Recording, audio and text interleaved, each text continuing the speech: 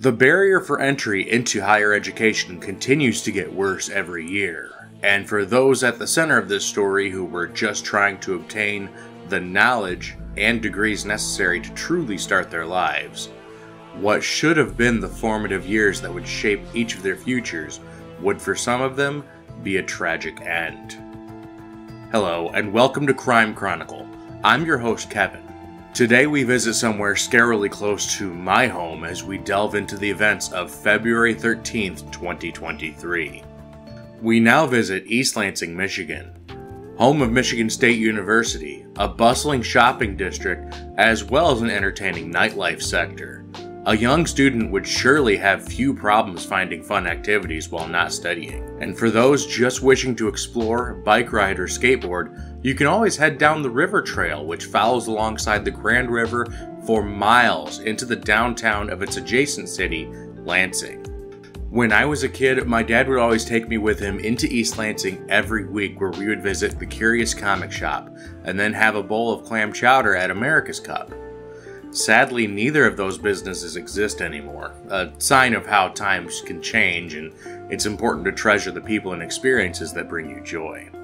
Also, a little bit of trivia about Michigan State University. This is where Bruce Campbell and Sam Raimi both graduated from.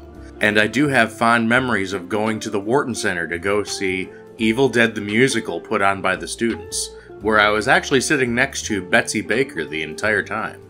Unfortunately, our story today is not one of happy reminiscence. It's about the senseless cruelty one person can inflict on others. Our suspect today, later identified as Anthony Dwyane McRae, entered Berkey Hall and at around 8:18 p.m. walked up to the door of room 114, where Marco Diaz-Munoz was teaching a group of students and opened fire on the classroom. The barrage hit a total of 7 students in the class, fatally wounding Ariel Anderson and Alexandria Werner. Many of the students attempted to flee through some of the now broken windows. However, several did stay to help their wounded classmates, applying pressure to the wounds or creating makeshift tourniquets from belts to try and slow the bleeding until actual medical help could arrive. While this was happening, the instructor, Marco, was barricading the door with his own body, trying to make sure that Anthony could neither enter nor see into the room as the automatic door locks had failed. McRae soon left Berkey Hall, heading towards the MSU Union building. He soon ran into and ended the life of Brian Fraser. McRae began looking for more victims, but thankfully was unable to find any, the school's shelter-in-place order taking effect, denying him access to any more people as he effectively wandered the campus, trying to evade police as they searched for him for 3 hours. At 11:35 p.m., police eventually caught up with him off campus where, as most cowards often do when confronted, he took his own life. I know many of you are asking just who was Anthony McRae, and what drove him into such a vile and random senseless act.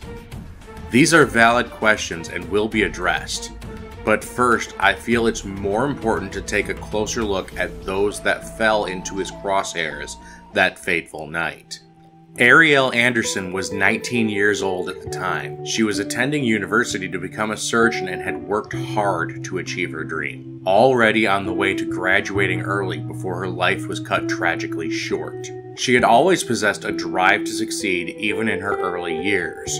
For instance, in 8th grade, she was voted most likely to succeed. She had a love of photography and her family, who she is survived by, having developed an especially close bond with her aunt, who had special needs and was nonverbal. Governor Gretchen Whitmer spoke at her service and said, "While her life was cut short in the cruelest of ways, her impact is undeniable as I look around this church as I listen to stories."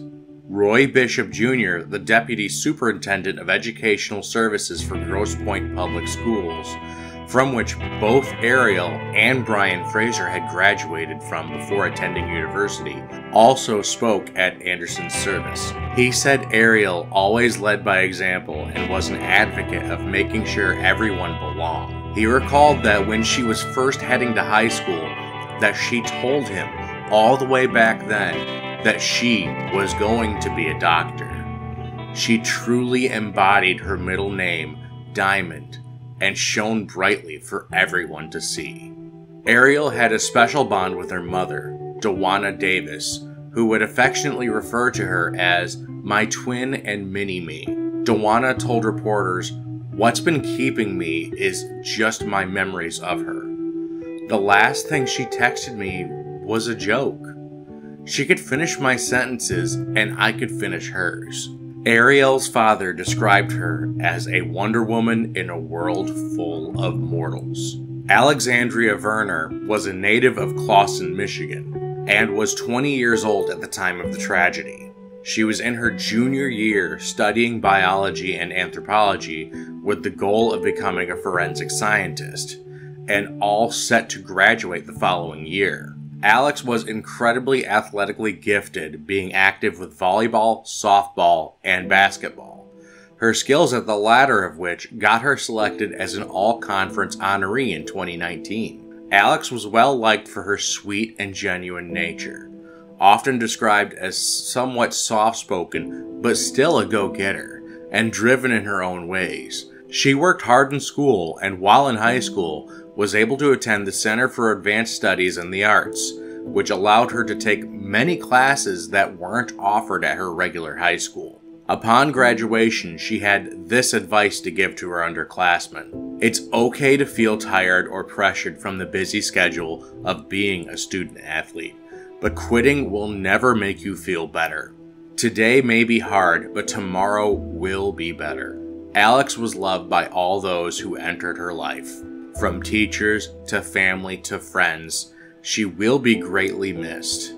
On June 15, 2023, news broke that Alex's family has filed an intent to sue MSU.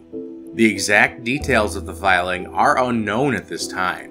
However, 2 of the students wounded in the attack have also filed similar statements of intent, and it is suspected that it may pertain to the doors at Berkey Hall having a system in place that would allow them to be remotely locked. Unfortunately, the system failed on the night of the attack, and it was apparently known beforehand that the system was not fully operational. The doors, as a result, could not be locked from the inside of the classroom. At the time of recording, this is still ongoing, but I may update in a future video. Brian Fraser, like Ariel Anderson, was also a native of Grosse Pointe, Michigan. The 20-year-old sophomore was a business student and a resident of the Phi Delta Theta fraternity. Brian was described as an all-rounder. He performed well in classes and fraternity activities and was active in sports, having been active with baseball and lacrosse, and loving diving and swimming. He was quite active in the church and was known to spread love wherever he went. When told of his passing, the Phi Delta Theta fraternity had this to say: "Brian was our leader, and we loved him. He cared deeply about his Phi Delta brothers, his family, Michigan State University, and Phi Delta Theta. We will greatly miss Brian and mourn his death deeply, as our chapter supports each other during this difficult time." The fraternity set up a GoFundMe for Brian's family. While initially targeting $1,000, the fundraiser quickly raised over $19,000. Along with Ariel and Alexandria, 5 other students were also injured in that classroom, 4 of which required immediate surgery, with the final student taken directly to the ICU. Among the students who were injured, John Howe, an exchange student from China, was paralyzed from the chest down when a bullet severed his spinal cord between the 7th and 8th thoracic vertebrae. Argent Kian, John's friend, roommate, and fellow international student, had this to say: "He is never able to drive to state parks to look at the stars anymore like he used to. He dreams of traveling the globe and having a career in sports management. However, his ongoing medical and physical needs will also create a significant financial burden for his family." A GoFundMe was set up to help pay for John's medical expenses, as well as the care John will now require for the rest of his life. As of the recording of this video, the campaign has raised over $436,000 and is still active accepting donations. So who was Anthony Dwyane McRae, and why did he do something so very reprehensible? Anthony was born on June 10, 1979, making him 43 at the time of the shooting. Anthony was born in Bear, Delaware, and raised in Trenton, New Jersey, moving to Michigan in 2003. Anthony is said to have a history of mental health issues. However, aside from a few mentions of him being kind of an oddball to those who've interacted with him on Facebook, and his own sister referring to him as socially isolated, often clashing with their parents, but still loving, I really couldn't find too much to back that up. Speaking again of his Facebook, it was absolutely covered in religious iconography. He used a Bible verse from Luke 10:19 as his cover photo. It reads, "I have given you authority to trample on snakes and scorpions and to overcome all the power of the enemy.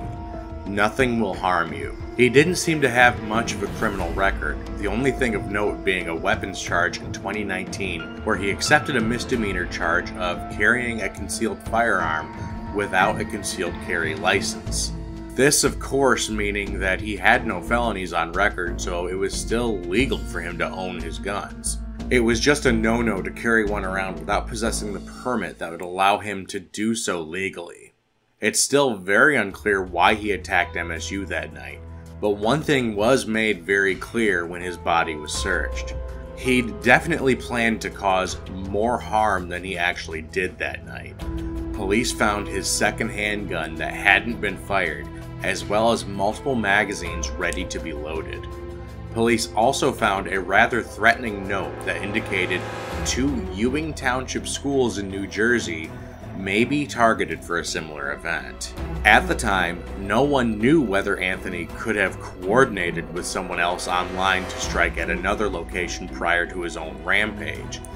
Ewing police did not take that threat lying down, and out of caution had the schools closed while they conducted their investigation. It was later determined, however, that the threats were pretty much contained to Michigan. In the end, though, the question still remains: why? Unfortunately, the only person who could answer that question took the coward's way out. He'll never have to look at the faces of the mothers and fathers whose children he took from them. He'll never have to hear the statements of their siblings and friends as they describe the dreams and futures that he stole that night. And we will never hear him beg forgiveness from those families that he destroyed. Something else that I wanted to add in was that some of the students on campus during the event had previously been impacted by other events, both directly and indirectly. One student was at Oxford High School during the event in 2021, while another was in another school communicating with a friend who was in Oxford High School during the event. One of the students attending MSU was at a different school in Newtown, Connecticut in 2012 during the Sandy Hook incident, and had gone into lockdown as that was going on. Thank you for making it to the end of the video. You are a champ. If you appreciate what I do here, please hit the like button. If you'd like to stay notified on future uploads, then go ahead and hit that subscribe. Don't forget to ding that bell, or else YouTube will forever drop my videos into obscurity. I try and post regularly every month, which unfortunately has not worked out the best for me over the last few months, but we'll see how this goes. I'm not feeling too great right now, so sorry, no face cam for this video. That's all I've got for you guys today, so stay safe out there, and I will see you in the next video.